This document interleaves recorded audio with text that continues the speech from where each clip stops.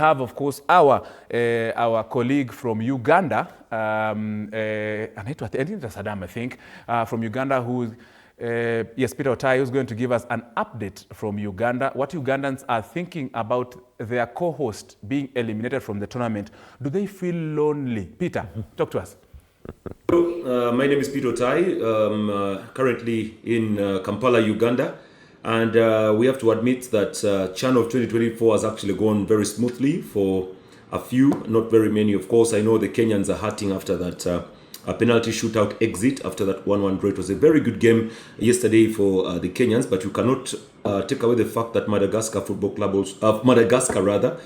did play a very, very good game against the Harambee Stars. And that's the reason as why they progressed to the next round at the expense of the Harambee Stars. So it's football. That is football. There has to be a winner. There has to be a loser. We just have to thank the Kenyans for putting up a very good game, and also thank the fans for turning up in number. Kasarani was vibrating. Kasarani was very okay.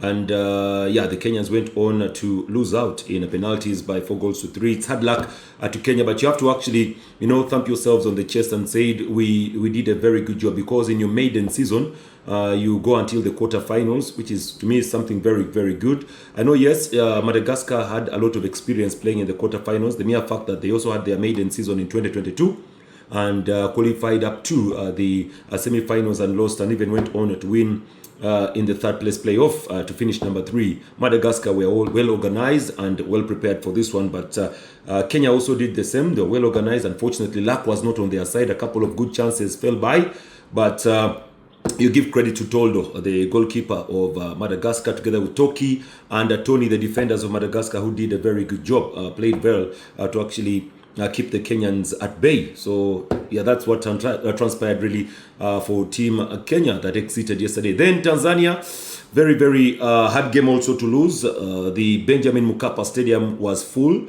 to capacity. Because if you look at the first game that they played against Burkina Faso, it has the same kind of crowd. The coach utilized the same kind of play that beat Burkina Faso. Unfortunately, the Moroccans were well prepared for this one. We saw Morocco play against Kenya. Kenya beating Morocco by 1-0. They played a very, very good game. They were, I think, even one man less, but they won the game, Kenya against Morocco. And Tanzania were full. Unfortunately, they also did not utilize their chance as well to actually get something from the game. Morocco did utilize their chance. One chance they got, and they buried it.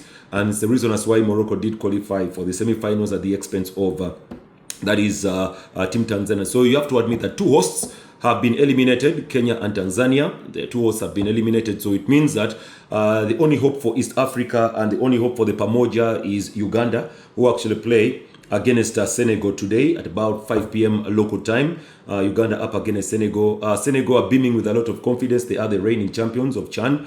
And then Kampala, they had prayers yesterday, Juma, at the National Mosque here in Kampala, Chihuri. That's here in old Kampala, rather. That's where they had their prayers yesterday. Most of them, they went for prayers, which is, to me, something very good, because it's the element of spiritual fitness that is also one thing that is embedded in the game. So Senegal, I know they're beaming with a lot of confidence. They have not won Uganda in the last 2 matches that they have played, because if you look at the friendly game that was played in Mwanza, Uganda won the game by 2-1.